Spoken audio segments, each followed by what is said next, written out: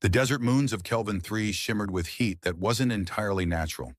Plasma residue from the orbital bombardments still baked the red rocks days after the ceasefire was called. The war had ended, sort of. Nobody truly won in these kinds of conflicts, just varying levels of not dead. Sergeant Theo Rourke stood in the middle of a wrecked command outpost, swiping sweat from his brow and adjusting the tactical strap across his chest. The badge on his shoulder marked him as hero of the Ember Line, but most people translated that to poor guy who didn't duck fast enough. He stepped over a collapsed steel beam, nudged aside a smoldering panel, and made his way toward a holding pen flanked by two bored-looking guards. The real spoils of war, the officers had told him, were kept here. Former prisoners, weapons, tech, databanks.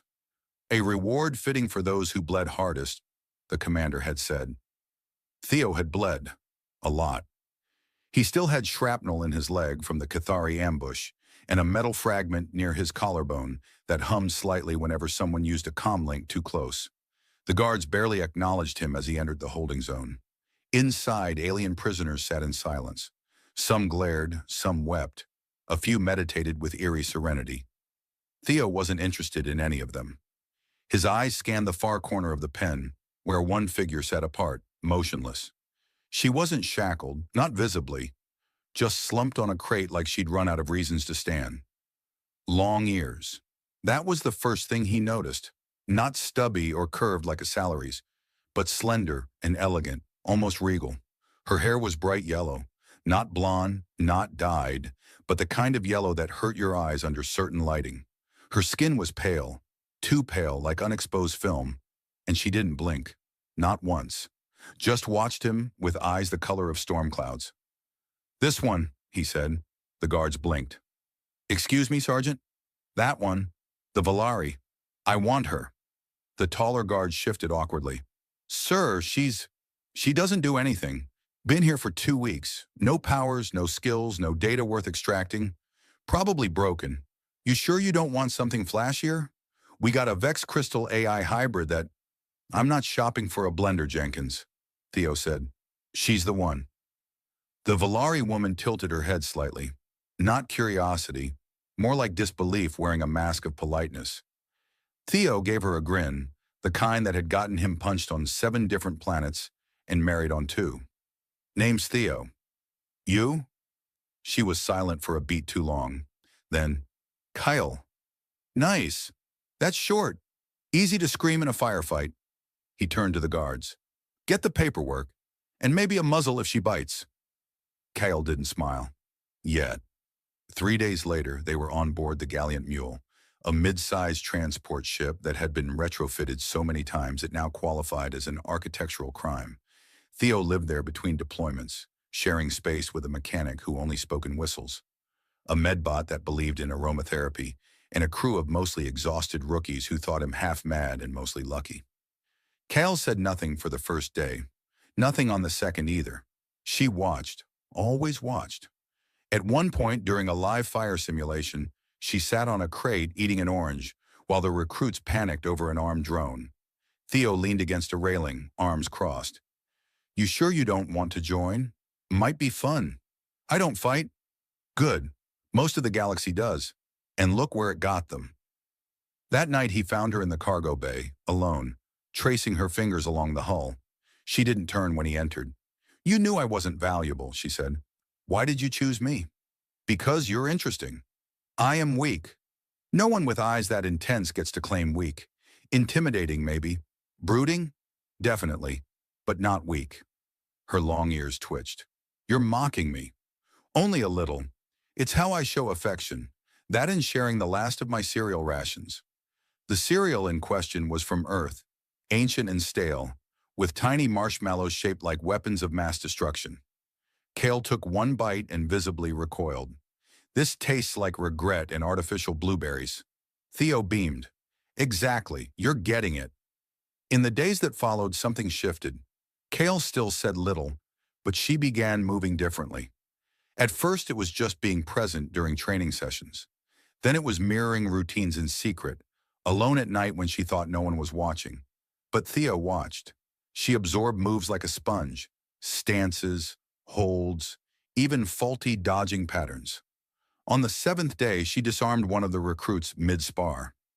Nobody understood how. Beginner's luck? The rookie muttered, rubbing his wrist. Cal raised a brow. Or perhaps I've secretly mastered 18 forms of combat while pretending to be fragile and mysterious. Theo laughed so hard he nearly dropped his coffee. Now that's what I'm talking about. She has jokes. Still, she flinched whenever someone called her weak. It wasn't obvious, not to the untrained eye. But Theo had seen it too many times. People conditioned to appear harmless often broke harder than the rest. The galaxy had no place for softness unless it came with a weapon attached. One afternoon, a cargo stabilizer malfunctioned during a docking maneuver. A steel beam snapped loose and crashed down toward Theo. There was no time to dodge. Cal caught it, her feet planted, her hands steady, her face expressionless as the full weight pressed against her arms. For a second, the whole bay went silent. The crew stared. The beam creaked. Theo blinked up at her. Either you just saved my life, or I've died, and you're the prettiest hallucination I've ever had. Kyle set the beam aside gently. Must have been lighter in this quadrant. He sat up, rubbing his ribs. You good? I think I'm remembering. Anything helpful? Or is it all trauma and cryptic metaphors? She looked away. A little of both. Later, he found her meditating, fingers tracing invisible lines through the air, sketching diagrams no one else could see. Her voice, when it came, was low. I wasn't chosen. I was discarded. You were misfiled, like a death ray in the kitchen drawer. Her eyes locked on his. You're not afraid of me. I'm not smart enough to be. You're foolish. I've been called worse, usually while being shot at. A pause. Thank you, Theo. For what? For not picking the shiny thing. He smiled. Oh, you're shiny, Kyle. You just hide it better than most. The Galliant mule drifted toward Vornak Prime like a stubborn insect approaching a fusion-powered bug zapper. From orbit, the planet looked harmless. Lush jungles, blue oceans, temperate bands wrapping around the equator like silk scarves. It was the kind of world that featured in luxury resort ads until you zoomed in and noticed the mass graves. A pirate warlord named Graven Dern had taken over the southern hemisphere, and his concept of governance involved more chain whips than constitutions. Theo leaned back in the pilot chair, one boot on the console, chewing a protein stick that tasted like salted rubber. The screen ahead flickered with old colony schematics and recent pirate broadcasts, half of them incomprehensible. Kale stood beside him, arms crossed, staring at the planetary readout like it owed her money. So, Theo said through a mouthful of rubber, any chance you've suddenly remembered the ability to make entire fleets vanish with a wink? Cal didn't blink. Would that be helpful? I mean, I'm not saying it would solve everything, but it'd definitely save me a lot of time pretending I understand orbital mechanics. She tapped the screen, isolating a docking platform hidden under jungle canopy. That's the weak point. That's also where our skulls are likely to become decorative furniture. Good. Fewer witnesses if I fail. Theo blinked. Kyle, that's almost optimism. You feeling okay? I'm trying humor. It's inefficient. Tell that to the comedy circuits in our navbot. She's been trying to write stand-up routines since Corvin IV. The bar experiences temporal collapse and ceases to exist. Kyle didn't laugh. Theo did.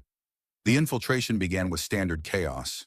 Their drop shuttle, an antique short-range craft nicknamed Toothpick, scraped into atmosphere trailing smoke and curses. Theo piloted manually, muttering things like, "This is fine, and I'm sure that was supposed to be on fire," while Cal adjusted her restraints with unnerving calm. They hit the jungle floor harder than planned, but managed to stay in one piece. Two, if you counted the wing that decided it no longer wanted to be part of the journey. Theo limped out first, scanning the tree line. Cal followed, her feet barely making sound. The rookies, bruised but intact, looked at her like she might bite the trees into submission. Their goal: disable the main shield generator, clear a path for the resistance fleet, and not die. Preferably in that order. Kale took point. She didn't ask. She just moved. Silent, fluid, focused. One pirate scout spotted them. He didn't get the chance to shout. Kale flicked a small stone off a vine. It struck the scout's temple with surgical precision, and he crumpled like bad poetry. Theo gave a low whistle. We're not even pretending you're normal anymore, huh? I was never pretending. You were just willfully oblivious. Oblivion's comfy. Fits me like old socks. The closer they got to the shield compound, the more Kale changed. Not outwardly, but there was something in her posture now, something uncoiled. The others felt it too. One recruit whispered, "She doesn't breathe like us." Theo didn't correct him. She did breathe, but only when she remembered to. Inside the compound, the layout was tighter than the schematic suggested. Pirates paced the corridors in lazy patrols. Overconfident and poorly trained, Kyle dispatched them with mechanical efficiency. One guard tried to raise the alarm. She silenced him with a gesture. Literally a psychic chokehold that melted the transmitter in his hand. When it was over, she exhaled once and said, "My aim was off." Theo raised an eyebrow. "He's unconscious and peed himself." "Off by 2.3 degrees. They reached the shield core just as the failsafes activated. The system began pulsing energy upward, a spiral of white-blue light forming a barrier around the entire facility. Theo stepped toward the control panel, poked a few buttons, and made a face. "Ah, yes, this is in Drakian script, which I do not speak, or read, or recognize. I once dated someone who claimed she spoke Drakian, but it turned out she just liked hissing at people." Kale brushed past him and laid her hand on the console. Her eyes dimmed for a moment, then flared. The system shut down. Theo blinked. "What just happened?" "I remembered how Valari taught Drakians to build this interface. It was buried. Under trauma or laziness? Both. They evacuated just as the resistance ships began their descent. Explosions rocked the compound behind them. Kyle didn't flinch. Theo, on the other hand, cursed like a poet with a hammer. Back on the Gallant Mule, the team celebrated with rehydrated noodles and off-key singing. Kyle sat in the corner, silent. Theo joined her with 2 mugs of synth coffee. "You know they're terrified of you, right?" "They should be." Cal brushed past him and laid her hand on the console. Her eyes dimmed for a moment, then flared. The system shut down. Theo blinked. "What just happened?" "I remembered how Valari taught Drakians to build this interface. It was buried.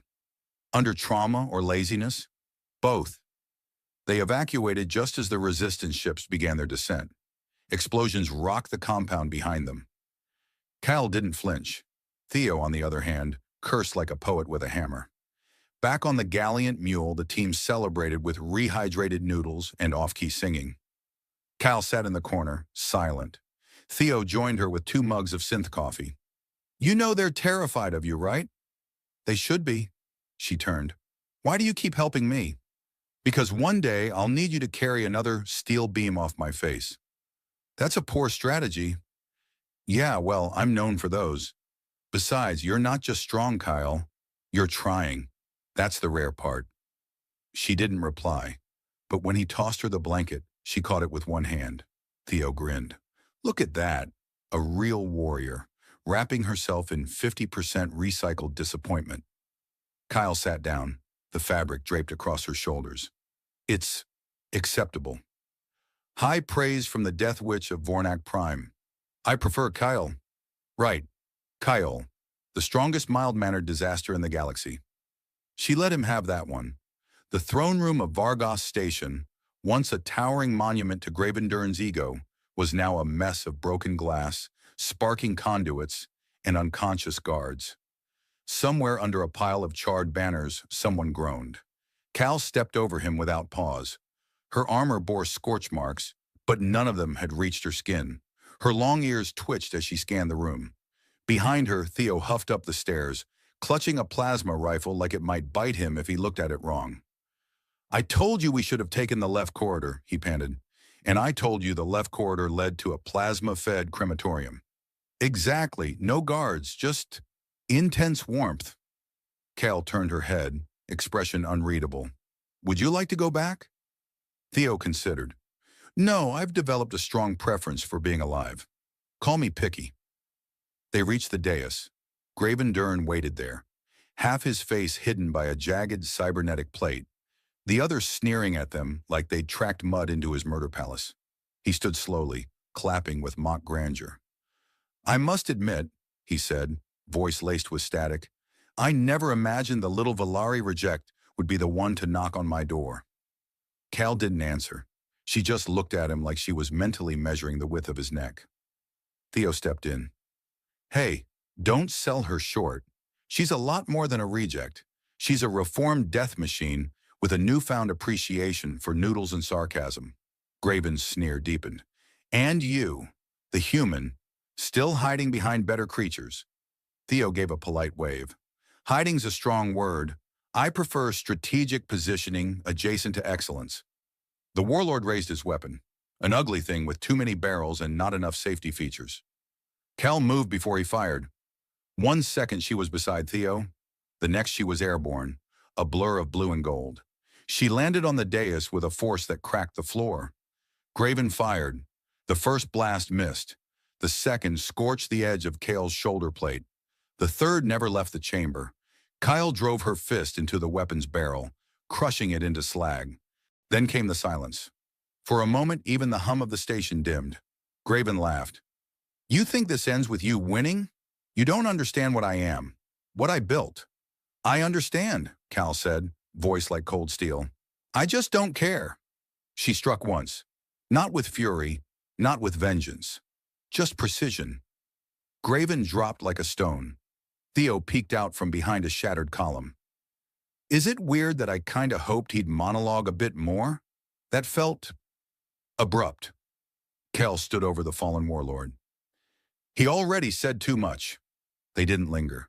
The resistance forces were already sweeping through the station. By the time Theo and Kyle reached the command center, the battle was over. Screens lit up with footage of surrendering pirates, freed prisoners, and more than one explosion caused by someone pressing a button they really shouldn't have. Theo leaned against the console, stretching.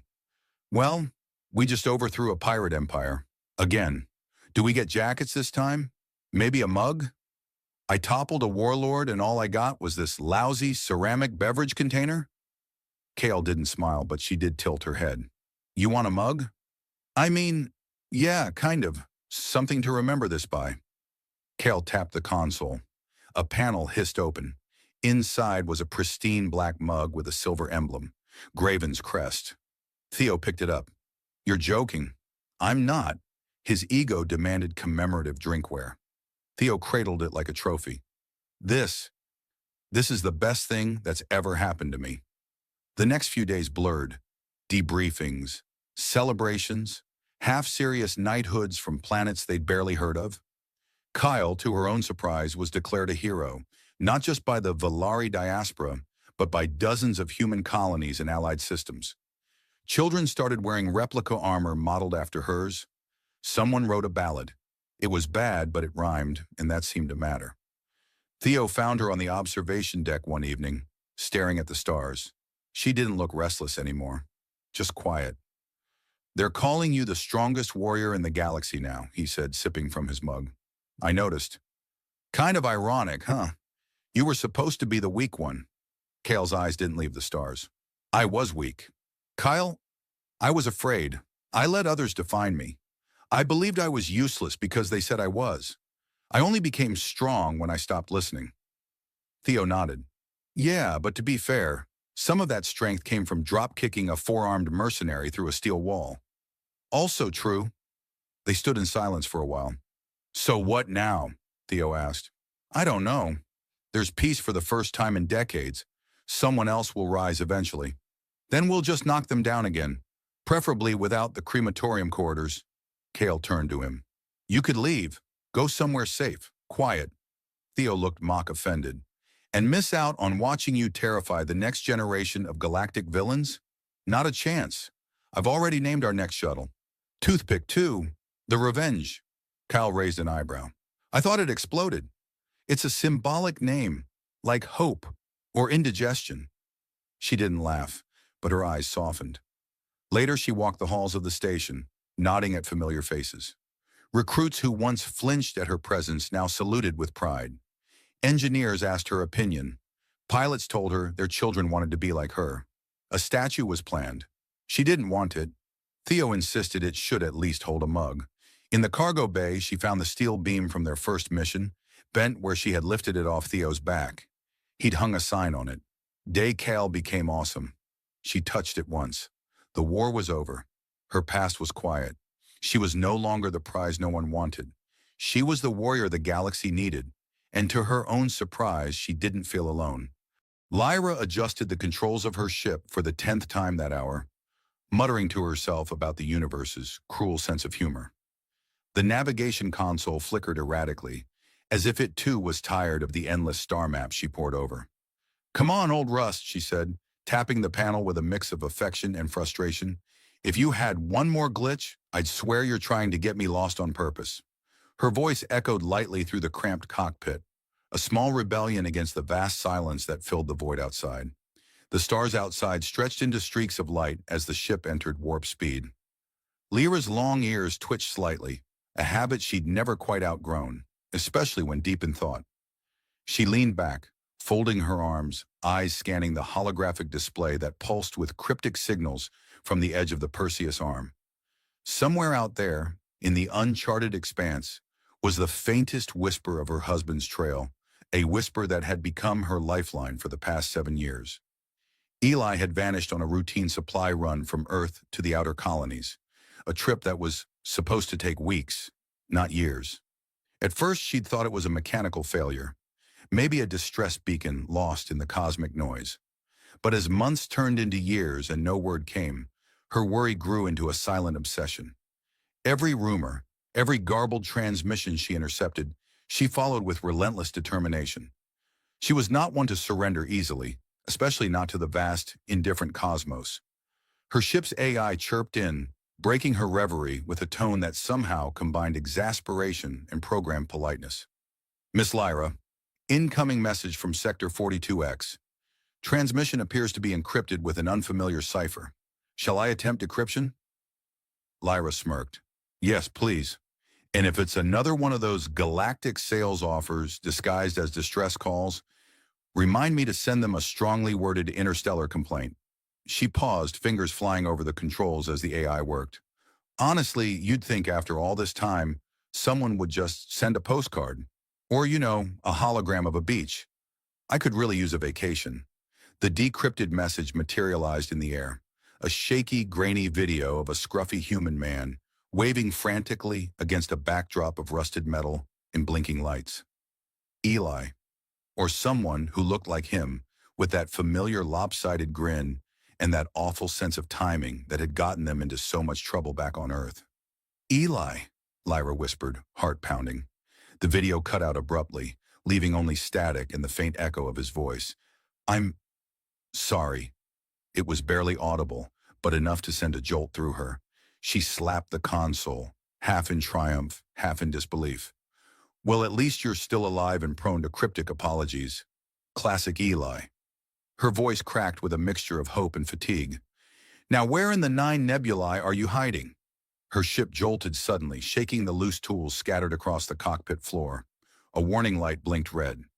"Asteroid field ahead," the AI intoned. "Recommended evasive maneuvers?" Lyra grinned despite herself. "When do you not recommend evasive maneuvers?" She twisted the throttle, weaving the ship through the tumbling rocks with practiced ease. "I swear, every time I think this journey can't get more exciting, space throws me a cosmic pie in the face." Minutes later, clearing the last of the asteroids, Lyra sighed deeply. The stars stretched calm and distant once more. She allowed herself a brief moment to reflect on the absurdity of her quest. A lone alien woman chasing down fragments of her missing human husband across galaxies, armed with little more than stubbornness, an outdated ship, and an encyclopedic knowledge of alien bureaucracy. Her mind wandered to the first time she had met Eli. He had stumbled into her life like a comet, unexpected, chaotic, and impossible to ignore. His awkward jokes, his clumsy attempts to impress her with human culture, even his stubborn refusal to believe that she was from another world. They had laughed at the absurdity of it all, finding comfort in their differences, weaving a love story that spanned species and logic. Lyra's smile faded as the memory settled.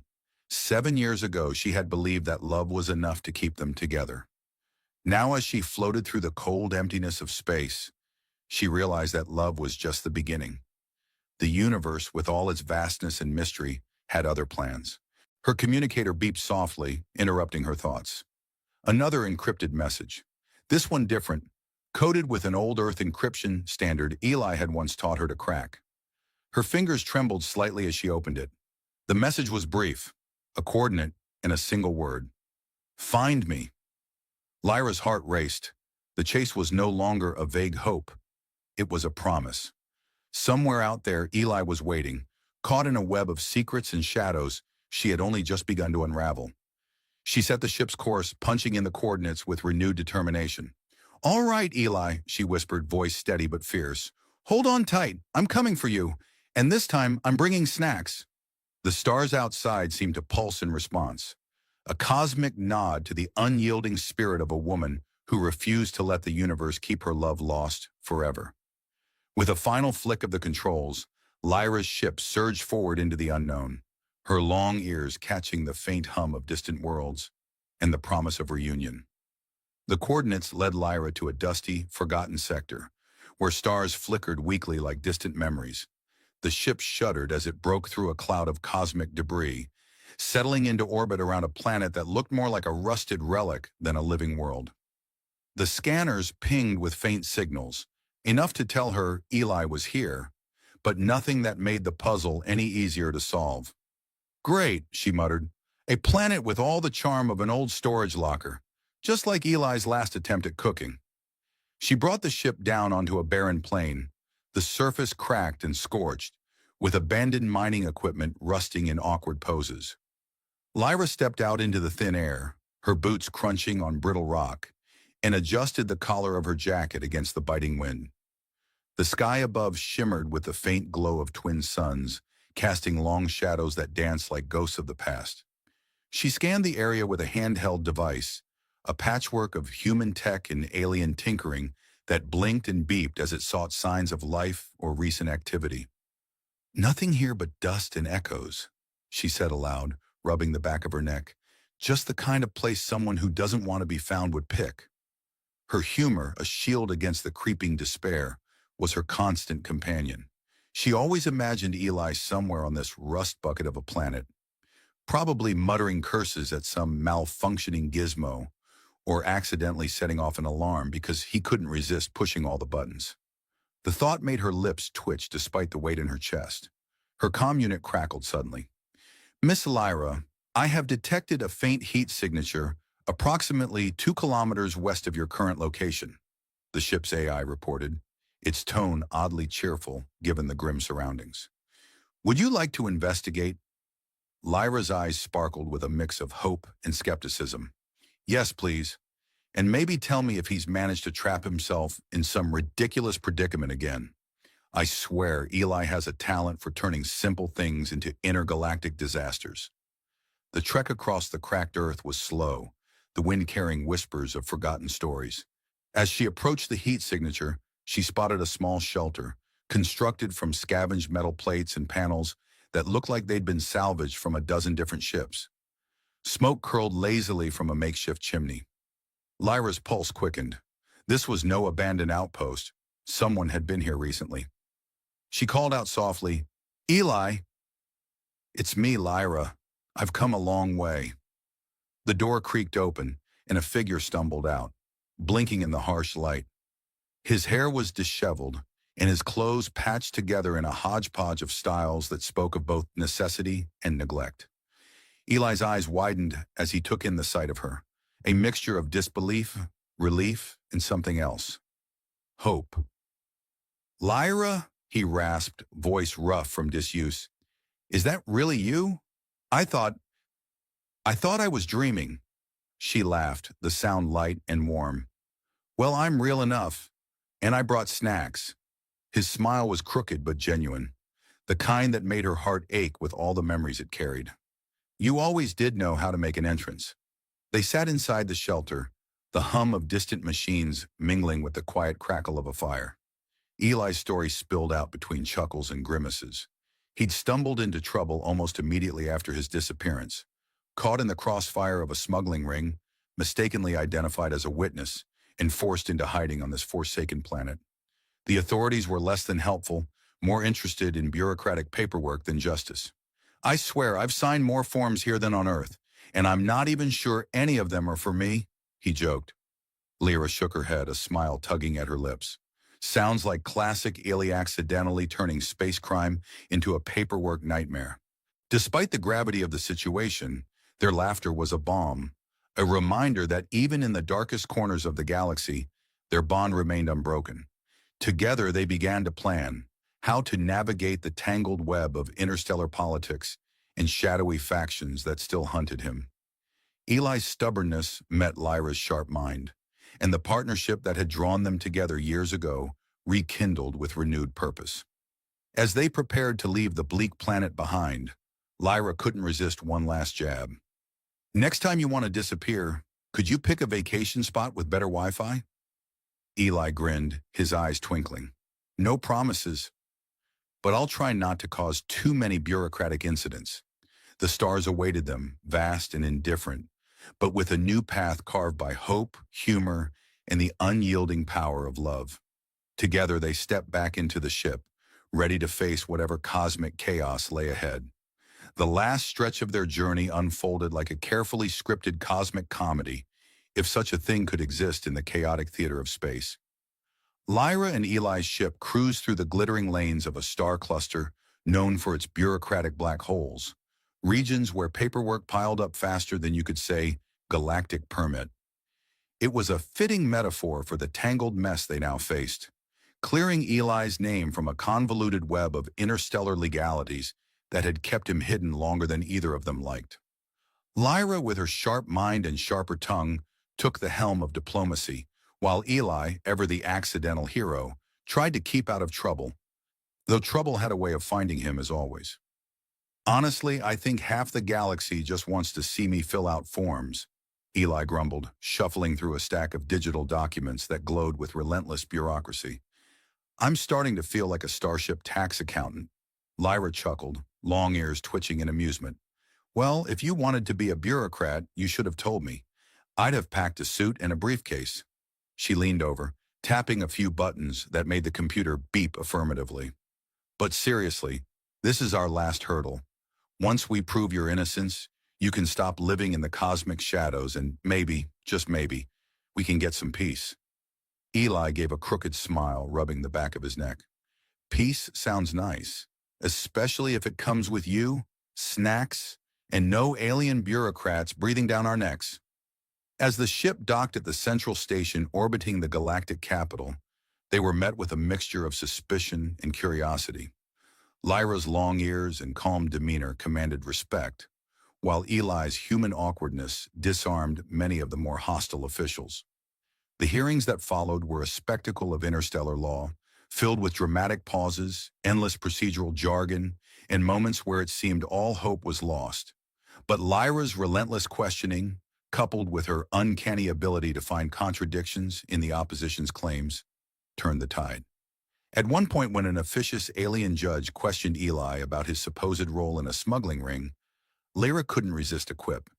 Your Honor, the only thing my husband smuggled was a bad sense of timing, and even that was accidental. The courtroom erupted in a mixture of laughter and incredulous glances, breaking the tension enough to tip the scales in their favor. With the case closed and Eli's name cleared, the couple finally stepped out into the light of a new day, both literally and figuratively. Lyra looked at Eli, his grin wide and genuine, and felt a swell of emotion she hadn't realized was waiting beneath the surface of her determination. Years of searching, hardship, and endless star systems had forged a bond tempered by adversity, but warmed by humor and hope. So, Eli said, nudging her playfully, what's next for the galactic couple? You thinking of settling down somewhere with less paperwork and more breathable air? Lyra laughed, her long ears catching the hum of the bustling spaceport. I'm thinking of a vacation where the biggest threat is a sunburn. But first, I want to learn all the things I missed while chasing you across the stars. Eli pulled her close, their hands entwined in a quiet promise. After all this, I'm pretty sure we can handle anything the universe throws at us. Together. Lyra nodded, a spark of joy lighting her eyes. The journey had changed her, not just in the strength she found within, but in the deeper understanding of love's resilience. It wasn't just about finding Eli. It was about discovering the depths of her own courage, the power of hope, and the unbreakable bonds that stretched across the cosmos. As their ship lifted off, leaving behind the tangled mess of legal battles and cosmic chaos, the stars seemed to shine brighter, as if acknowledging the small but mighty story of an alien woman and her lost human husband. The galaxy was vast and unpredictable, but they had learned that no distance was too great, no challenge too daunting when love was their guide. And somewhere in the endless expanse, laughter echoed, a testament to the fact that even in the darkest reaches of space, humor and hope could light the way home. Elias Tren had never been particularly good at sleep, even in the regulated rhythm of artificial night aboard Kestrel 5, where a combination of sedatives in the recycled air and gentle light cycles were supposed to lull soldiers into compliance. He usually found himself half awake, halfway through an existential crisis, and halfway through a packet of something that used to be cheese. So when he woke at 3:17 station time, heart thumping and his bunk colder than it had any business being, he assumed it was the cheese again. What he didn't expect was the shadow at the edge of his room. "You're awake," she whispered. He blinked. He knew the silhouette immediately. Everyone did. There were murals of her on the walls of burned-out colonies, propaganda images filtered through 10 languages, and cautionary tales whispered during officer training. Sarava of Vilehold, the Iron Pulse Sovereign, the woman who once turned an entire planetary senate into carbon dust for interrupting her. "You're not supposed to be in here," Elias said eloquently. She tilted her head, long ears twitching slightly, and stepped closer. The emergency strip light at the base of the wall caught the curve of her face, the gleam of metal thread woven into her armor, and the faintest shimmer of something between starlight and menace in her eyes. "I know," she said. "Don't ask. Just follow me." He blinked again. "You say that like I'm not about to be court-martialed and possibly spaced for fraternizing with galactic royalty in my pajamas." She looked him up and down. "Those are pajamas?" "They're regulation sleepwear. They look like a punishment."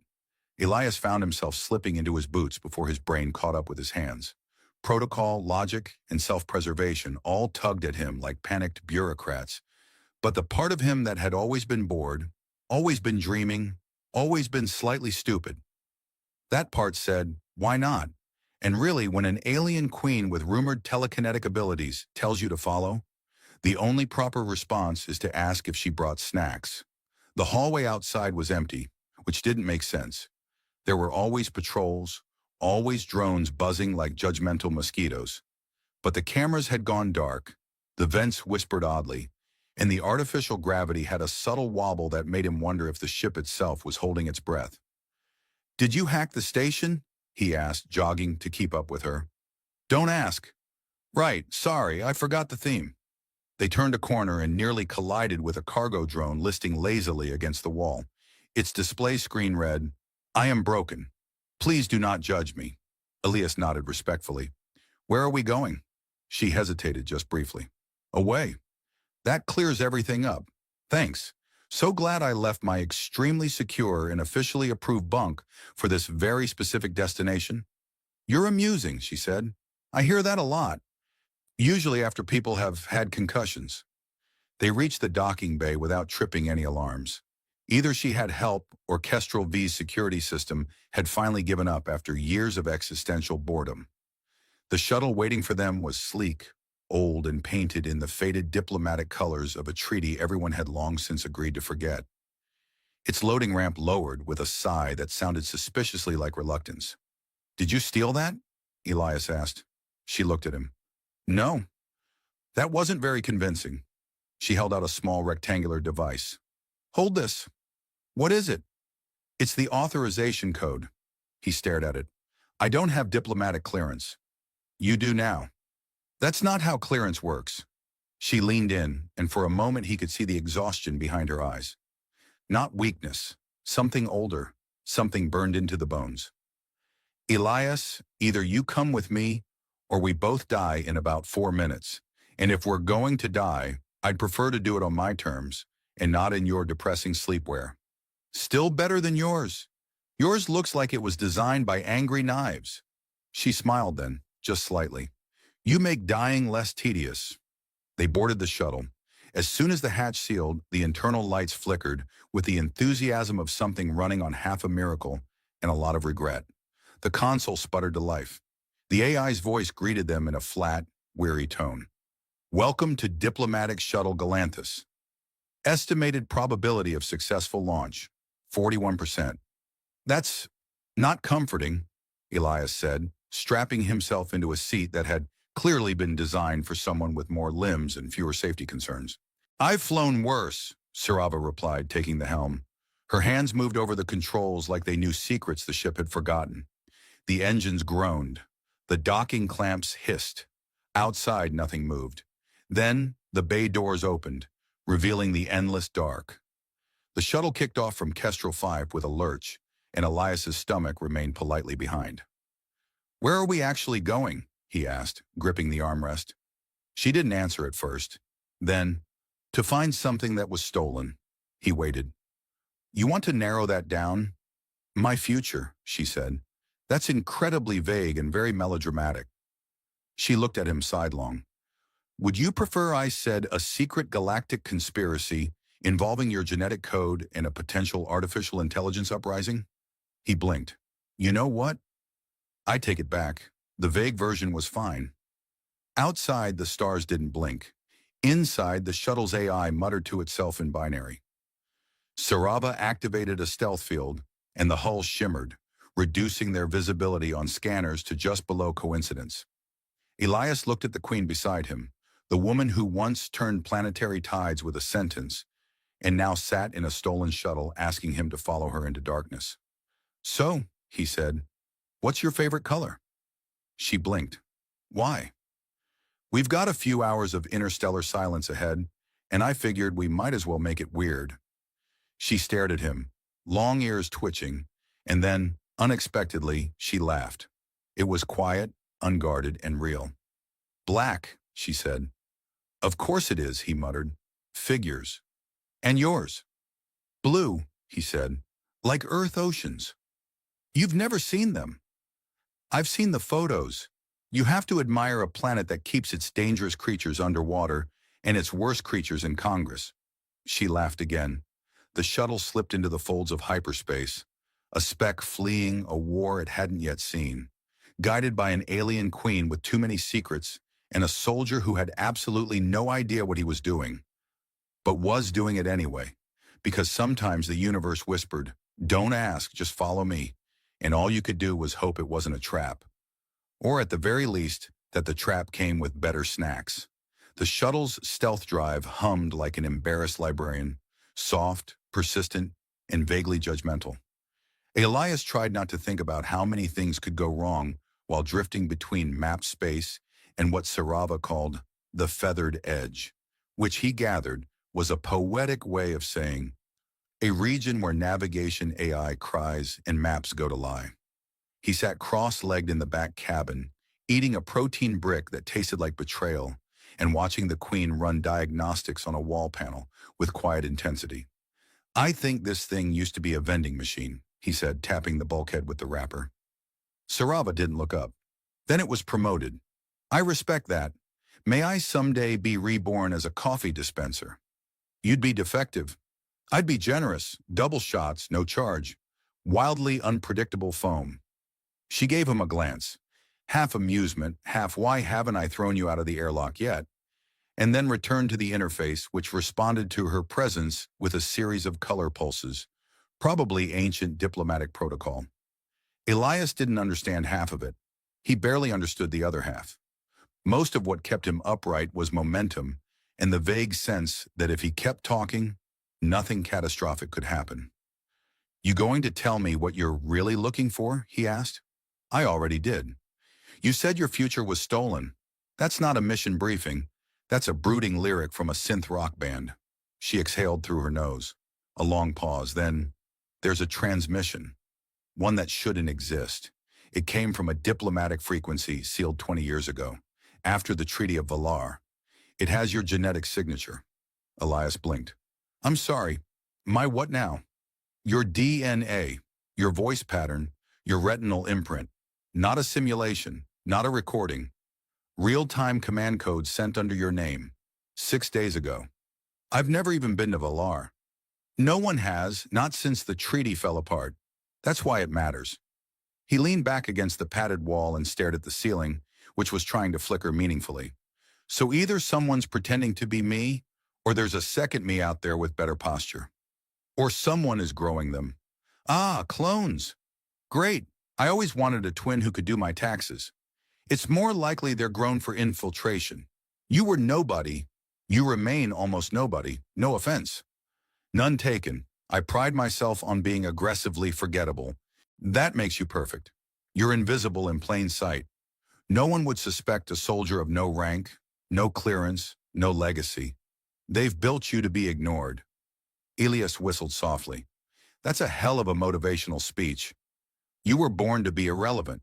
Congratulations. She looked at him. You're not irrelevant now. You just said, you're not irrelevant to me. The words hung there, surprisingly heavy. Elias opened his mouth to make a joke, then wisely shut it. The Queen had a way of landing words like precision strikes. She wasn't flirting exactly. She was just honest, like a blade or a surgical laser. They dropped out of stealth for a short-range jump into the Animoist Drift, a field of space debris orbiting a dead dwarf star. Once the area had hosted a research station. Now it hosted a loose collection of obsolete tech, broken satellites, and the haunting melodies of classical alien radio frequencies looping into eternity. Somewhere amid the debris, Sarova guided the shuttle toward a small outpost embedded in a hollowed asteroid. No signal, she said, scanning. Maybe it's a trap. Everything is a trap. The goal is to walk through it slower than the teeth can close. That's deeply comforting. Stay behind me. I would have done that anyway. You have a sword.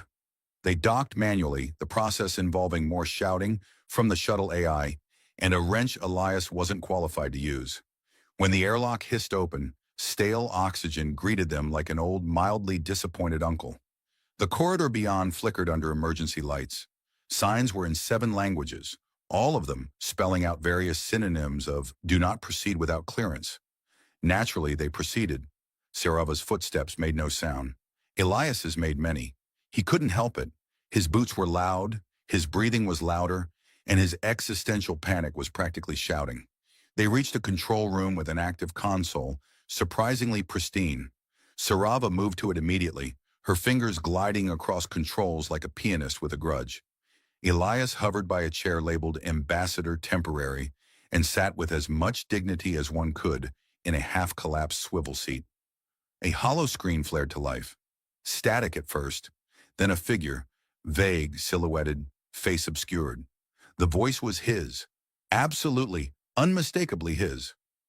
This is Elias Tren, identification code in 207 Sigma. Orders to proceed with protocol RX Prime. Alliance collapse scheduled. Initiate within 72 hours. Elias stood up too fast. The chair fell over, dramatically unhelpful. That's not me. That's not me. Calm, Sarova said, but even her voice held tension. The message ended. The console displayed a log of outgoing transmissions, 4 in total, all sent to major Alliance command centers, all encoded with human military clearance Elias absolutely did not have. Why would someone use me, he asked. Because you're not a diplomat. You're not a general. You're not even trusted enough to be monitored, which means your template was easy to steal. He ran both hands through his hair. I was this close to requesting a transfer to a mess hall ship. I could have been frying synthetic eggs and not unraveling galactic diplomacy. Sarova looked at him, and her voice dropped into something soft. You still can. If you want to leave. I don't want to leave. I want to understand why someone out there thought I was a good face for starting a war. She nodded once sharply. Then we follow the next signal. It was bounced through a relay on Veltrinar. If we're lucky, it's still active. If we're lucky, it's just a bureaucratic error and some really bored hackers. If we're lucky, we're both wrong, and this is just a very elaborate surprise party. Elias raised an eyebrow. Would you ever throw a surprise party? She didn't blink. Once, It ended in 3 arrests, a space eel infestation, and a temporary alliance collapse. But the cake was excellent. He grinned despite himself. They returned to the shuttle, which had begun playing smooth jazz over the comms for reasons it refused to disclose. Elias took the co-pilot seat this time. As they lifted off from the dead station, he glanced at her. "Thanks for not throwing me out the airlock." She gave him a sideways glance. "Yet." He grinned again. The stars opened before them. Somewhere out there was a shadow wearing his name, and he intended to look it straight in the face, if only to tell it that his wardrobe was outdated and his voice could use more bass. But he wasn't alone. He had a queen at his side, an interstellar mystery on their heels, and the faint, absurd hope that maybe, just maybe, this was the beginning of something more than just surviving. The shuttle rattled like it had just remembered how old it was. Every panel groaned in protest as they exited hyperspace near Veltrinar, a system so thoroughly abandoned, even space pirates left it off their maps. Sarava adjusted the inertial dampeners with an air of annoyed royalty, as if the ship's resistance to stable flight was a personal insult. Elias, in the co-pilot seat, braced against another lurch. "Are we landing or being shaken like a cosmic snow globe?" "Try not to die dramatically," she replied. "Dramatically, as opposed to, what, a tasteful faint?" The ruins of Veltrinar's orbital ring drifted into view, its once glittering stations reduced to shards of mirrored hull and twisted conduits.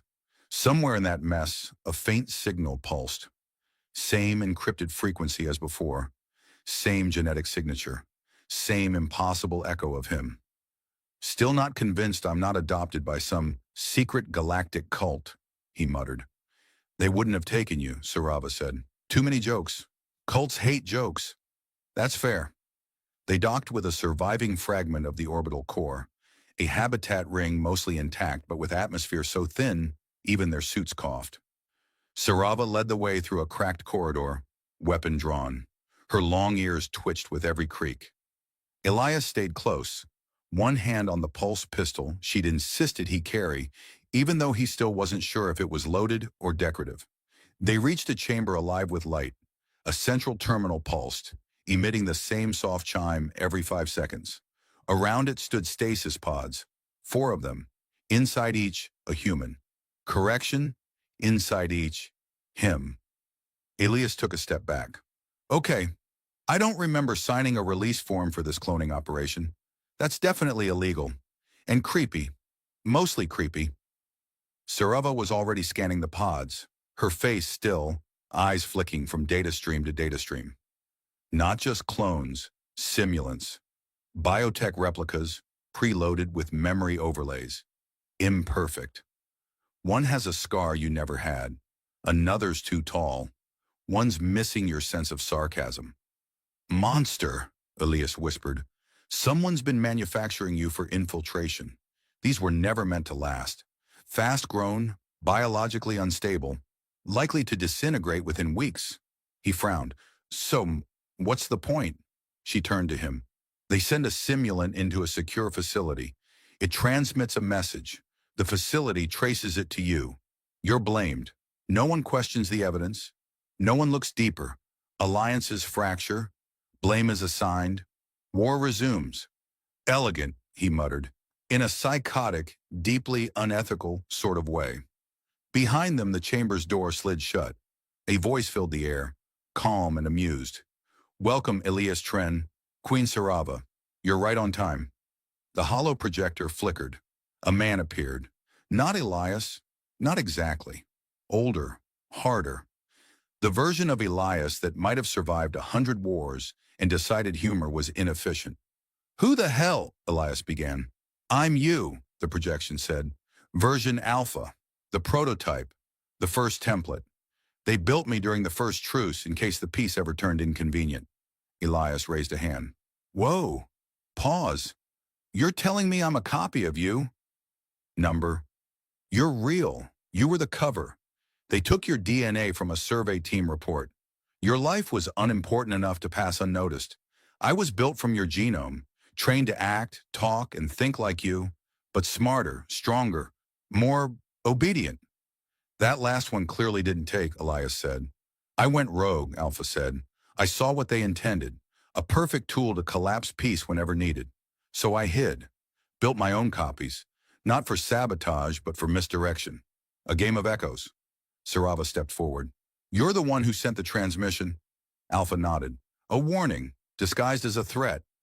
I needed to draw someone to me. Someone unpredictable. Someone flawed. Elias frowned. Ah, you remembered my resume. I remembered who I used to be before they weaponized me. The pods hissed.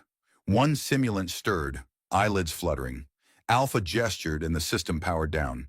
The clones would never wake. Elias felt a strange grief, like watching bad reflections dissolve. Alpha turned to him. You've already done what I couldn't. You were noticed, trusted. You had her, he glanced at Sarava, by your side. That means they won't try again. You're not invisible anymore. I miss being invisible, Elias said. I could eat noodles in peace. Be better than me, Alpha said. Live. That's the rebellion. Then he stepped into the console. Not figuratively. His projection merged with the terminal, and for the briefest moment, the light dimmed as the data core fried itself into oblivion. Gone. No trail, no backup. Elias stared at the empty chamber. Was that a dramatic self-deletion or just really bad software maintenance? Both, Sarava murmured. They left the station in silence. Not the heavy kind, the thoughtful kind. Back on the shuttle, Elias sat cross-legged again, but this time with tea. Not recycled water or regret-flavored bricks. Actual tea. Sarava had apparently stolen it from a diplomat's pantry 5 years ago and kept it for emergencies. I think this qualifies, she said. I'd call this several emergencies, he replied, sipping. So, we've got a rogue clone conspiracy dismantled, the Alliance War derailed, and I now officially exist in 4 separate file folders in the Galactic Archives. 5, she said. Right. Forgot the embarrassing karaoke incident. She smiled and it wasn't tired. What will you do now? He looked at her. I don't know, but I'm thinking maybe I don't go back. To Earth? To the old job, the quiet bunk, the illusion of peace. I thought I was just one guy with no clearance and a snacking habit. Turns out I'm a strategic risk with a sense of humor. You could stay with me? He raised an eyebrow. Are you asking me to join your secret monarchy of alien vengeance and occasional sarcasm? I'm asking you to be my advisor. He blinked. I don't know anything about diplomacy. You know enough to keep me laughing. He grinned. Well then, Your Majesty, I humbly accept, on the condition that I never wear anything with shoulder pads. Agreed. Outside the window, stars streamed past. No longer the cold indifference of space. Now they look like routes. Possibilities. Roads not mapped but waiting to be walked. And he wasn't alone. Elias Tren, once invisible, now mattered. Not because of what he was made from, or what others had planned, but because when asked to follow into the unknown, he had said yes. And in that yes, 100 lies had unraveled. A war had stalled, and a queen had smiled, not for diplomacy or power, but because someone had made her laugh when the galaxy forgot how. Not bad for a man in ugly pajamas. The sky above Darcelian Prime was the color of bruised copper, smudged with fire trails from retreating drones and the distant hissing collapse of orbital debris. Iseris of the Alaran Dominion stood atop the fractured balcony of the old council spire, the wind clawing at her cloak like it had a grudge. Below her, rows of captured Terrans were marched into containment fields. None worth a second glance, but one among them walked like he was on a beach, not a battlefield. He wasn't tall, not by Dominion standards. His armor was half melted, stained with a suspicious number of food-based colors, and he had a smear of engine grease across one cheek, like a war paint job done in the dark. He squinted up at the sky, muttered something to himself, then sneezed violently. Iseris narrowed her eyes. Name, the intake officer barked. Theo Marin, Corporal, serial number 8447-Alpha-Beta. Oh wait, is this one of those interrogations where I give you only that? Because I left the handbook in my other pants. The officer blinked. This is a processing intake. Oh, then you also need my dietary preferences, No mushrooms, allergic to flarnberries, and I'm morally opposed to kale. That's not a preference. That's just ethics. Isaris turned away before her face betrayed the twitch threatening the corner of her mouth. Later that cycle, she reviewed his file on her datapad. No commendations. One disciplinary note for modifying a maintenance bot into a karaoke machine. Psychological profile. Unorthodox coping mechanisms. Not suited for diplomacy.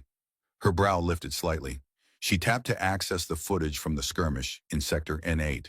There he was, crouched behind wreckage, shouting coordinates into his comm, while throwing protein bars at a passing enemy drone. It had worked, somehow. The drone had spun mid-air, scanned the objects, and exploded from confusion. Isaris had seen many strange tactics. She had never seen snack-based warfare. The next morning he was assigned to sanitation detail. I don't suppose I could get a mop with, say, a flamethrower setting? Theo asked the guard. For the tough stains and possible ambushes. The guard ignored him. Isaris, watching from a concealed panel in the command hub, adjusted the volume. The drone feeds trailed after him like curious pets. He named one Fluffer Nut. By midday, he'd reprogrammed a floor buffer to follow him while playing Terran music, a jaunty rhythm with lyrics about dancing on moons and losing one's space license. The buffer glowed pink. The hallways, for the first time in months, smelled faintly of citrus. The base AI flagged the anomaly. Isaris overrode the alert. During the cycle review, her second-in-command, a rigid Ellerin named Thurnell, entered the room with a tablet. Commander, he said, the prisoner, Theo Marin. I am aware, she said. He is disrupting protocol. The cleaning units have begun synchronizing. One refused to recharge today. It claimed it was practicing choreography. Isaris didn't look up. Are they cleaner? Yes. Then leave him be. She should have stopped there. But instead, as soon as Thurnell left, she issued a private directive. Assigned Theo Marin to scrub the observation corridor, outside her chamber. When he arrived, he saluted the nearest camera. Morning, invisible jail overlords. Today's cleaning soundtrack will be Funk Across the Stars. She watched him argue with a squeegee for 23 minutes. He lost, magnificently. On the fourth day, he caught sight of her through the one-way panel. Or maybe he didn't. His eyes found the wall and he said, to whoever's in there, I appreciate the change in scenery. Less mold. Still emotionally tense. But hey, we're making progress. Isaris told herself it was a coincidence. By the seventh day, she knew all 12 songs he sang on rotation. She caught herself humming one during a briefing. Thurnell gave her a look usually reserved for planetary betrayal. That evening, she summoned him. Theo was escorted in, wiping his hands on his pants. Oh, this is cozy. Nice lighting. Smells less like sadness than the other rooms. Isaris regarded him. You are aware this is not a recreational facility. Oh, absolutely. Very rustic. Love the militaristic decor. And you must be the commander with the ears. She arched a brow. Ears. They're quite something. I mean that in the most respectful, definitely not flirting kind of way. Good, because I'd vaporize you. He scratched the back of his head. Noted, though for the record, that's a weird flirting culture. She stood, descending the steps between them. Her armor whispered like wind through razors. He didn't back away. Most did. You mock me. I don't, he said. Humans do not show kindness without intention. Maybe, but mine's real. She stared at him for a long, terrible moment, as if trying to detect the invisible engine behind his words. She saw no gears, no deceit, just that unshakable, maddening calm. You're truly beautiful, he said. The silence afterward rang louder than war. Even the ambient hum of the systems dimmed, as if technology itself had paused to see what she'd do. She walked past him. He scratched his head again.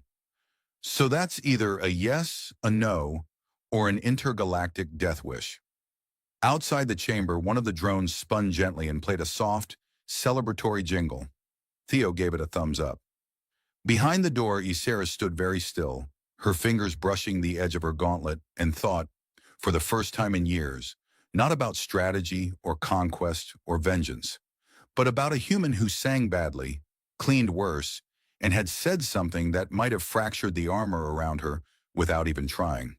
Theo Marin was beginning to suspect that the base's climate control systems were actively conspiring against his sinuses. Every morning in the observation corridor, the temperature swung from glacial to sauna with the enthusiasm of a broken thermostat and the subtlety of a slap. He'd taken to stuffing his uniform sleeves with napkins, salvaged from the mess hall, and had named them heat regulation modules. When asked, he claimed they were cutting-edge Terran technology. He had not been asked more than once. Still, he showed up each cycle with a mop in one hand, a toolkit in the other, and an expression that suggested he was here either to clean or to dismantle galactic oppression, whichever came first. The corridor outside Commander Iseris's chamber had never sparkled so brightly. He polished it until it reflected his face, then posed dramatically for passing drones. Most ignored him. One beeped in polite disapproval. Inside her private chamber, Iseris watched through the tinted observation pane, sipping a mug of fermented sea root extract that no longer soothed her nerves as effectively as it used to. The problem was not the drink. The problem was Theo Marin. She couldn't look away. He was absurd. He talked to his cleaning supplies like they were old war comrades.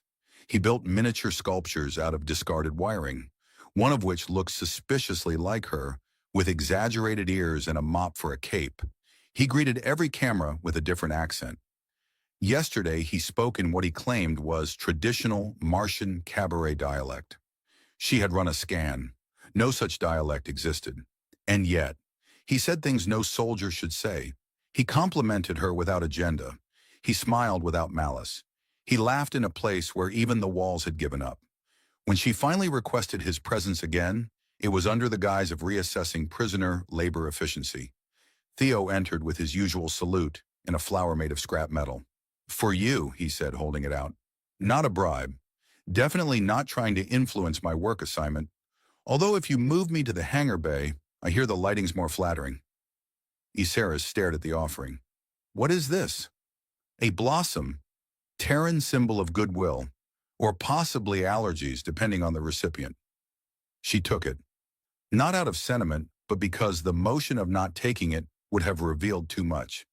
She placed it on the nearest console and turned back to him. "You are not efficient. I've been called worse. Inefficient, irreverent, incurable, insatiable. Though that one was on a date and might not apply here. You joke constantly. It's a survival strategy. You survived. Stop doing it." "I'll try," he said, and then added, "No promises," before she could tell him not to. That night she didn't sleep. She watched surveillance footage, not just of him, of her officers, of the base, of the war. The stars beyond the station were littered with the wreckage of 1,000 misunderstandings. She watched a clip of Theo fixing a leaking pipe by tying it with heat-sealed bootlaces. It held. He patted it and said, "You're doing amazing, sweetie." Iseris made a sound that might have been a laugh if it weren't alone in the dark. By the next cycle, she'd issued a new directive. Theo was to assist the engineering drones in reprogramming non-combat units for morale optimization. No one understood what that meant, not even the drones. Theo took the assignment with the solemnity of a knight receiving a sacred quest. He recruited 3 repair bots and a hovering diagnostic sphere he named Orbison. Within hours, music was playing softly through the medbay corridors. Not military chants, not Alarin dirges, but something Terran, smooth, ridiculous. Lyrics about hearts and gravitational anomalies. Iseris passed through that corridor once and didn't order it shut down. Later that week, she confronted him during an inspection. He was perched on a crate, calibrating Orbison's speakers. "I gave you a task," she said. "And I gave it flair," he replied, twisting a knob. Orbison chirped. "This is not a theater." "No, but your lieutenant nearly smiled earlier, and I consider that a standing ovation." She opened her mouth to rebuke him, but her gaze fell to his hands, calloused, marked with fine burns from wiring, strong in a way that had nothing to do with weaponry. "I still don't understand you," she muttered. "I get that a lot." He looked up at her. "But I'm not trying to be understood. Just trying to be human, I guess, even in places like this." She looked at him for a long time. "You're out of place here." "Sure," he said, "but I'm used to being out of place.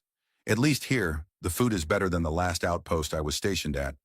That place had something called meatloaf, and I'm convinced it was sentient. Isaris almost smiled. Almost. When he left, she stared at the crate where he'd been sitting. Later, she sat on it herself. The surface was warm.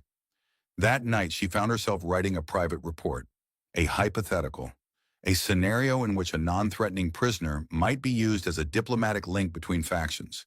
It was never sent. She deleted it, but she remembered the structure of it. 2 cycles later, a drone delivered a small box to Theo's quarters. Inside, a custom datapad case etched with a Terran constellation. Orion, she thought it was called. The stars had been adjusted. The shape now resembled a figure with long ears. Theo stared at it for a long time. Then he grinned and whispered to Orbison, "She's warming up to me? Either that, or she's planning to vaporize me with style." Orbison blinked blue. "Yeah," he said. "It's probably both." Theo Marin stood ankle-deep in coolant fluid, holding a dismantled vent stabilizer like it might explain where exactly his day had gone wrong. A siren whooped half-heartedly above him. Either a warning or a dance number, depending on how one interpreted the base's malfunctioning alarm system. The diagnostics drone, Orbison, blinked orange. Orange usually meant, "Please stop doing whatever you're doing," before the reactor asks for a lawyer.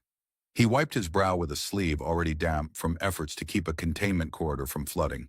A new coolant leak, a new crisis, and the latest in a parade of increasingly suspicious, random accidents that had started ever since certain command-level rumors began floating through the station's whisper channels.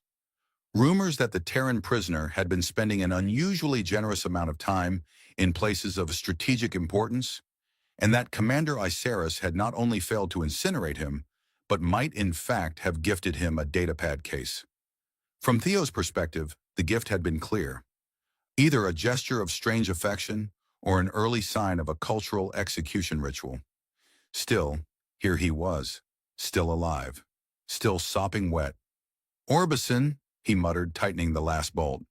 "If this thing explodes again, we're rebranding it as Spa Day and telling everyone it's a health treatment." Orbison chirped in agreement. When the system stabilized and the leak stopped with a triumphant hiss, Theo looked up and found Commander Isaris standing at the end of the corridor. She didn't speak. She never did immediately. Her silences were often more eloquent than other speeches. But today, something in her posture was off. The usual razor-straight lines of her bearing bent slightly. Her fingers were clasped behind her back like they were trying not to betray nerves. "I see you've survived another engineering death trap," she said at last. "I have. It's part of my skincare routine now. Steam, fear, and unintended radiation exposure. Really clears the pores." She walked toward him, her boots echoing with sharp finality against the corridor floor. She paused in front of the broken stabilizer. "Sabotage," she said. "3 incidents this cycle. Always near you." "I'm flattered," Theo said. "My fan club is really stepping it up.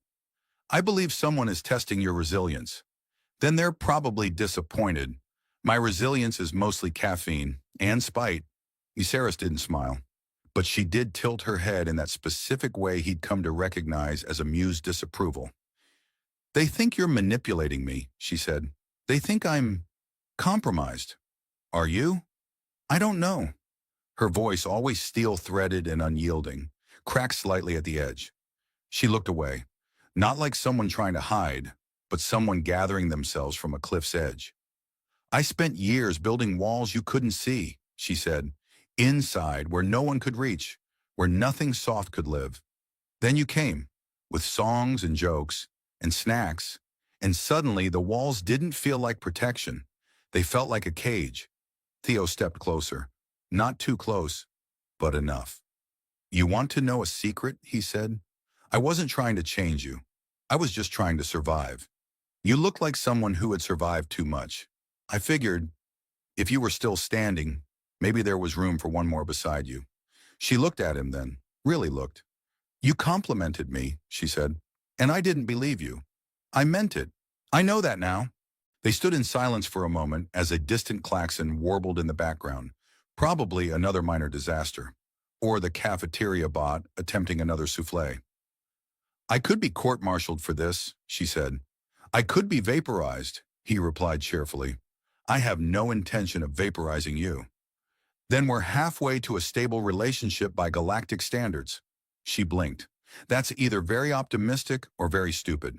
With me, it's usually both. Later that day, the sabotage was traced to a small group of Dominion loyalists who believed Isaris had lost her edge. The irony, Theo thought, was that she hadn't lost her edge. She'd simply stopped pointing it at everything that moved. She faced the tribunal herself, with calm fire and no apology. When asked if she had compromised security by allowing a human prisoner access to sensitive areas, she replied, he was more effective at repairing systems, lifting morale, and repelling pests, biological and technological, than half my officers. If that is compromise, then perhaps we need more of it. The tribunal, unused to Alaran's subtlety laced with defiance, adjourned in stunned silence. By the end of the cycle, Theo's official status was upgraded from prisoner 8447-AB to cultural liaison, probationary, a title that required him to attend meetings, smile at people he didn't trust, and occasionally explain the concept of sarcasm to diplomatic translators. Isaris continued her command, but something shifted. Officers found her more open, still sharp, still strategic, but less distant. Rumor said she even laughed once, loudly, during a diplomatic banquet when Theo accidentally mistook a ceremonial drinking basin for a soup bowl and insisted it was the best consommé he'd ever had. On the 100th day since the war front receded and the peace accords began to take root, Idris stood beside Theo at the edge of a platform overlooking the rebuilt fusion fields. He handed her a small wrapped object. Not a bribe. Of course not. She opened it. A Terran music chip, labeled Songs That Made You Smile, or Twitch. She looked at him. You are relentless. Some people collect minerals. I collect reactions. She slid the chip into her data pad. The music started. Familiar, embarrassing, absurd. You're truly beautiful, he said again, this time without a trace of irony. Even when you scowl at me like you're inventing new ways to erase me from existence. She took his hand, slowly, deliberately. Her long fingers threaded through his, her skin cool but steady. Don't mock me, she whispered. Wouldn't dream of it. And for the first time in cycles full of war and walls and wounds not yet named, Isaris of the Alaran Dominion let herself believe in something as simple and as catastrophically powerful as hope. The stars above spun on, but down below 2 strange creatures stood together on common ground, and somehow, impossibly, it held.